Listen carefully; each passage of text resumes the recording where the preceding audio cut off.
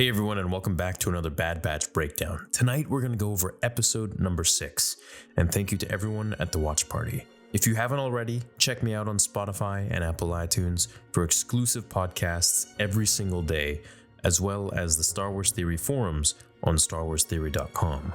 So tonight's episode ramped up as we finally got an answer to what Wrecker's headache was all about, not to mention that mystery character at the end.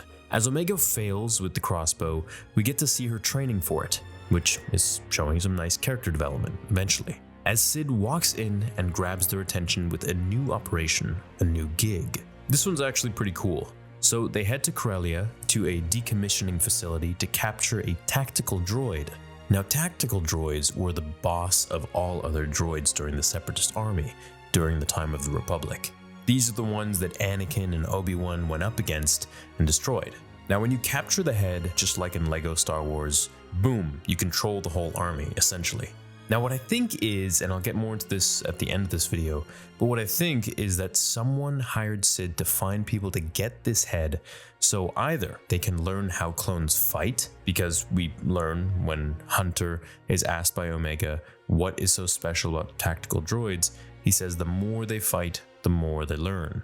So either someone hired them for this head in order to learn how clones can be defeated, because the droid must know this, or at least have better intel on this than anyone else, or it's to have an army of their own, and this could be the Rebellion's army. As they land on Corellia, they sneak in and time their entry. Making it in, we see Wrecker's biggest fear, and this might be his only weakness since he's literally all about strength, his fear of heights, which kind of makes sense because he's got, a childlike personality. As they enter the smelting facility, which some of you were saying last night that could be linked to the Mandalorian, we see tactical droids on conveyor belts being dropped into magma. As Echo starts to enter the system, he says that there's only one good tactical droid left at the facility, whereas the rest have been destroyed, so they really only have one shot. This really ups the ante of the episode, so when Omega spots the droid's head, a minute later, she sees someone stealing it, and of course approaches her to find out that it's Rafa and Trace, the Martez sisters. Now, if you don't know who they are, we saw them in the Clone Wars Season 7. They worked a little bit with Ahsoka for a few episodes,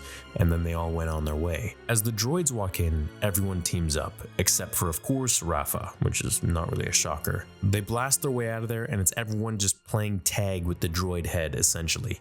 I got it, no I got it, no I got it, now I got it. Wrecker bumps his head again, and the pain this time doesn't subside, it just gets worse. So finally we get an answer as to what these headaches are all about, where he starts to recite "Good soldiers follow orders," until he's shot by a droid and collapses into an unconscious state, where we see his inhibitor chip kick in, and he hears Crosshair's voice in his head saying "Good soldiers follow orders," which was a pretty cool scene. Now, for someone as big and strong as Wrecker, we can see that his mind is not on par with his body. This is because the chip is overtaking his mind and controlling him. We jump to Omega getting stuck on a conveyor belt, Hunter saves her, and Rafa continues to be obnoxious. Wrecker eventually gets up, shakes it off, and goes on to connect with the crew and, fighting the droids, kicking butt and really helping. This goes to show again just how lethal he is against droids, and probably gives us a bit of a flashback as to how lethal he'll be against his own men later on when he turns, perhaps, just like Crosshair did. That is, if they don't get to Rex first to take out the inhibitor chip, which I think is how Rex comes in.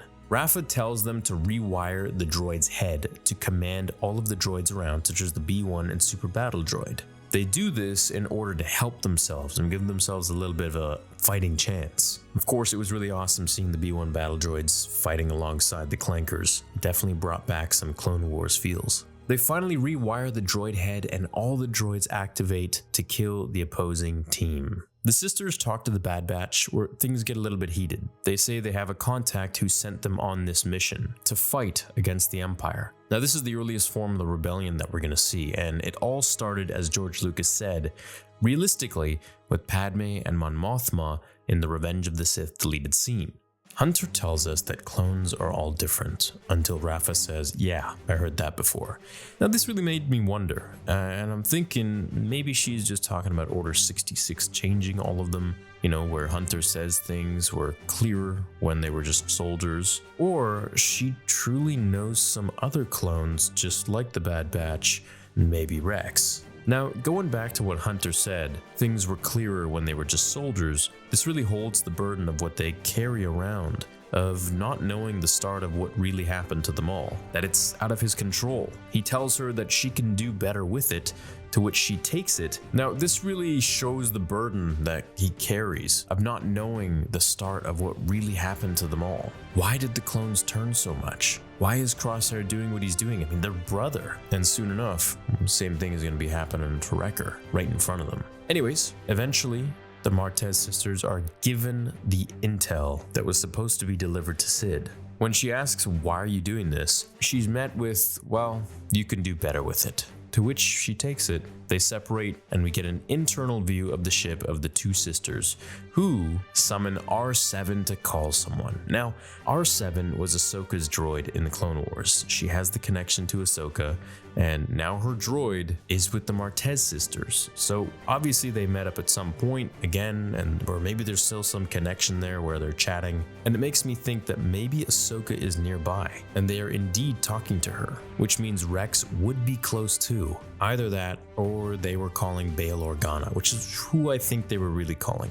Now, some people in chat were saying it's Ahsoka, which can't be true because they said call him. And I don't think it's Obi-Wan Kenobi because Obi-Wan is really living on the down low right now. He doesn't want anybody to know anything about him. And his sole purpose in life is to essentially just protect Luke. But at this point, I imagine he's pretty torn up with what happened to Anakin after Order 66. So I think it was Bail Organa they were calling. He is leading the rebellion along with the others in such an early state of the galaxy, if we can even call it the rebellion just yet. Now, how will they use this power for good? Well, here's what I think, and I touched on it earlier. Either the wrong hands hired them, and they want that droid to see what the weakness of the clones is for Phase 3, or they want to be able to have a powerful army to fight back against the Empire. Now, I'm going to make some shorter videos going over the big theories that I have, but I don't want to spoil the show for others by putting a title or a thumbnail that, some people may not like if they haven't seen it yet. So I'll wait until Monday for that, but that's essentially the gist of this episode. There wasn't really all that much. It was basically just Wrecker's fear of heights, Wrecker